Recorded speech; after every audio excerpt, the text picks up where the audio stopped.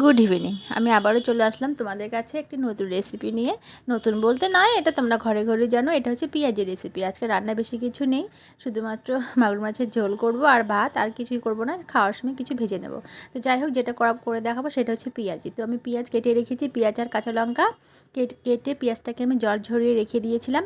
পেঁয়াজটি করার সময় তোমরা পেঁয়াজটা আগে থেকে কেটে ধুয়ে জল ঝরিয়ে রেখে দেবে। পেঁয়াজ যতটা জল ঝরিয়ে রাখবে ততটাই কিন্তু পেঁয়াজিটা অনেকক্ষণ পর্যন্ত মচমচে থাকে।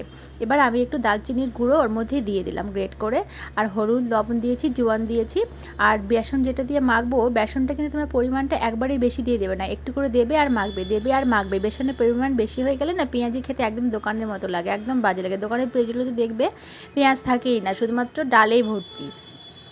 তো শুধু একটু মানে হাতে নেওয়ার মতো বাইন্ডিং চলে আসলেই তোমরা বেসন দেওয়া বন্ধ করে দেবে। এবার এভাবে হাতে করে নেবে আর দেবে। পেঁয়াজের পরিমাণটা বেশি থাকবে, আর কম আছে তোমরা ভেজে নেবে, ডিপ ফ্রাই করে নেবে।